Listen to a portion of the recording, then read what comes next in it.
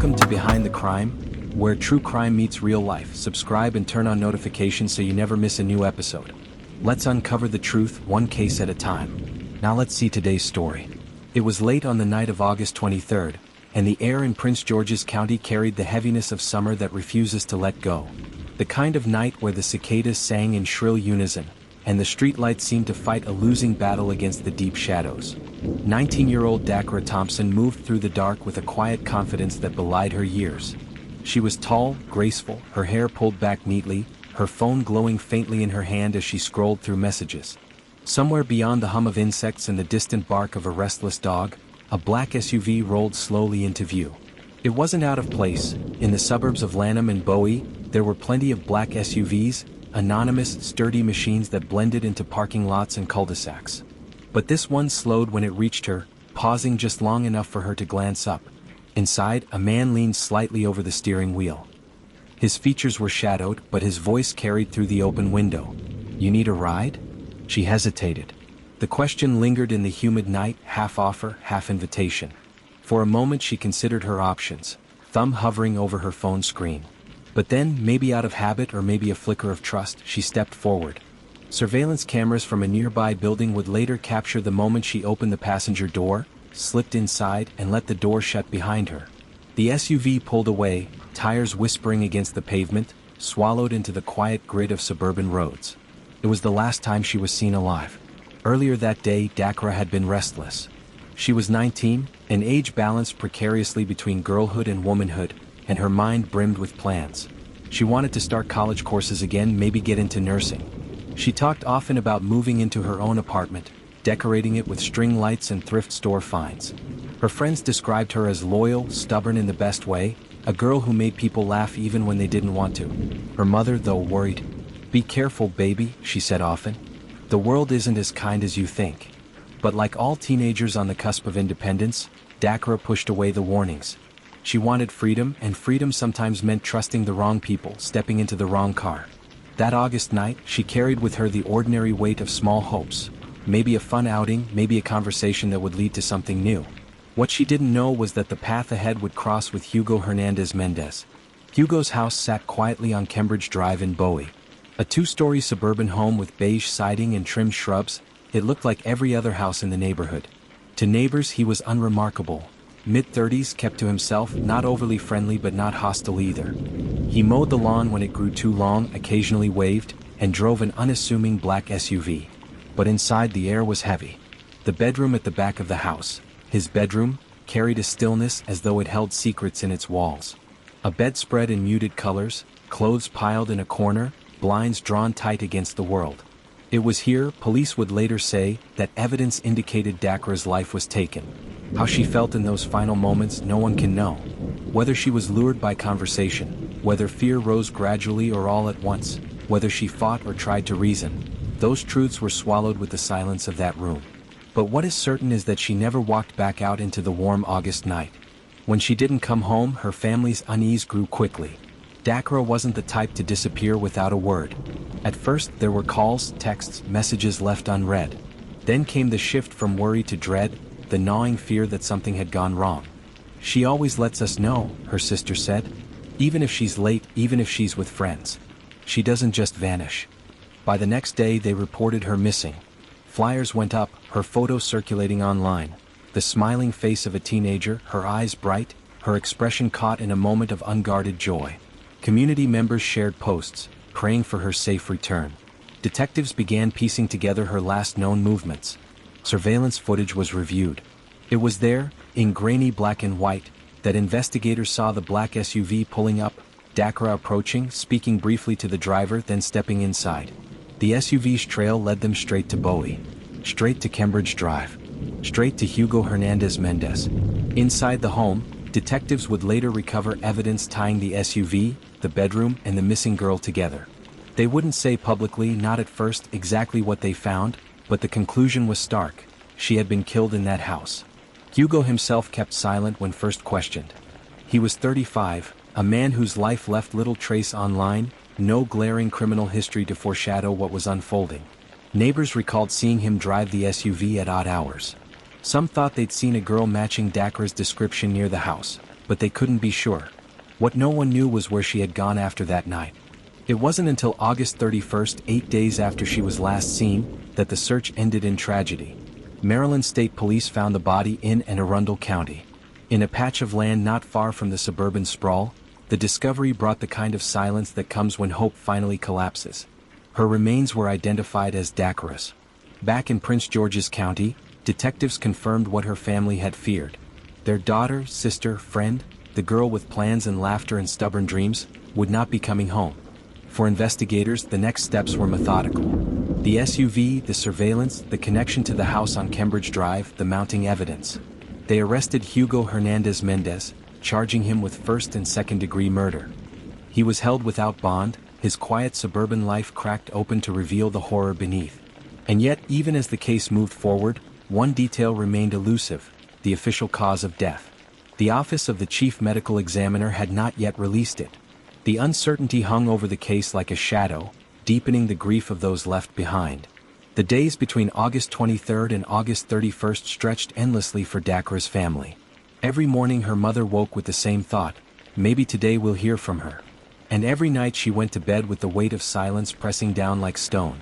The house filled with the buzz of phones, the shuffling of relatives coming and going, and the soft murmurs of prayer. A picture of Dacara sat on the kitchen counter, her face frozen in a moment of joy, her smile refusing to fade even when hope began to crack.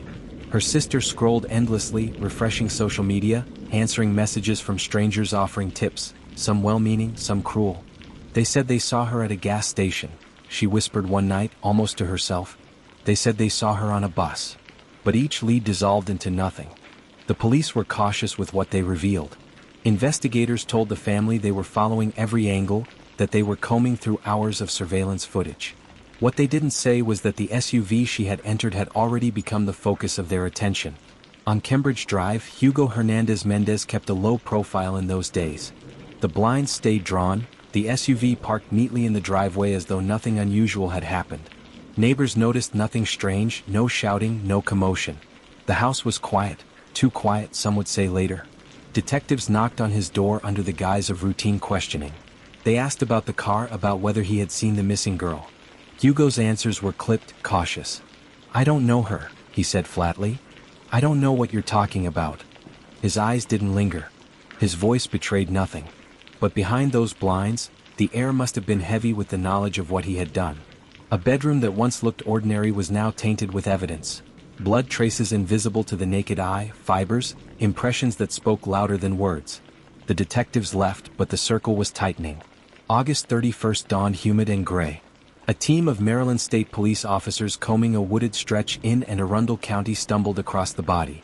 The stillness of the scene was broken by the rustle of uniforms, the sudden sharp crackle of radio chatter.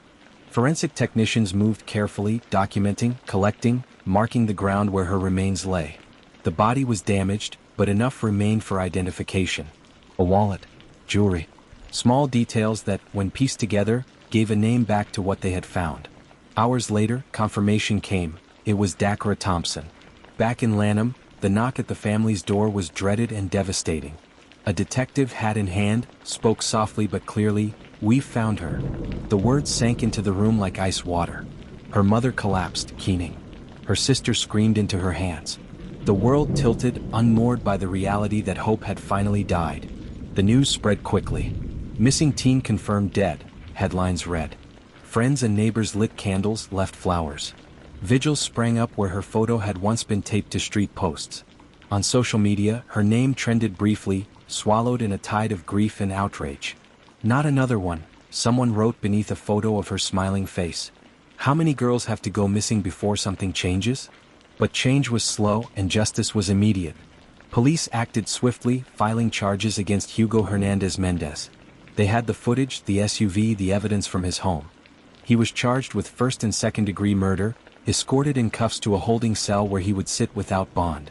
Neighbors watched as officers sealed off his house with yellow tape, investigators carrying boxes of evidence out through the quiet suburban street. The image of Hugo, once just another man mowing his lawn, was now burned into memory as the accused killer of a teenager. Even in custody, Hugo said little. He denied knowing her, denied inviting her into his SUV. But silence could not erase the digital eyes that had watched them together, nor the physical evidence that tied him to her final moments. What haunted detectives was the missing detail, the exact cause of her death. The medical examiner's office worked methodically, but their silence deepened the mystery. For now, investigators called it what they believed it was: homicide. For Dacara's family, the legal words meant little. First-degree murder. Second-degree murder. Without bond. None of it gave them their daughter back. None of it erased the image of her climbing into the SUV, her silhouette slipping into darkness, not knowing it was the last choice she would ever make. Her mother replayed it in her mind over and over. Why did she trust him? Why didn't she just walk away? But grief twisted every question into self-blame. Why wasn't I there? She whispered one night, clutching a photo to her chest. The family spoke with detectives, pressed for details. They wanted to know if she had suffered, if she had been afraid. But answers came slowly, carefully, parceled out with clinical detachment. We believe the incident occurred inside the house, one detective explained.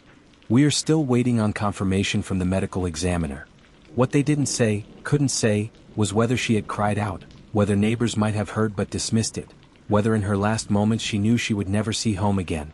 The community rallied, anger simmering beneath the grief. At vigils, people lit candles and demanded accountability. Some called for stricter surveillance measures, for harsher penalties, for more resources devoted to missing persons cases.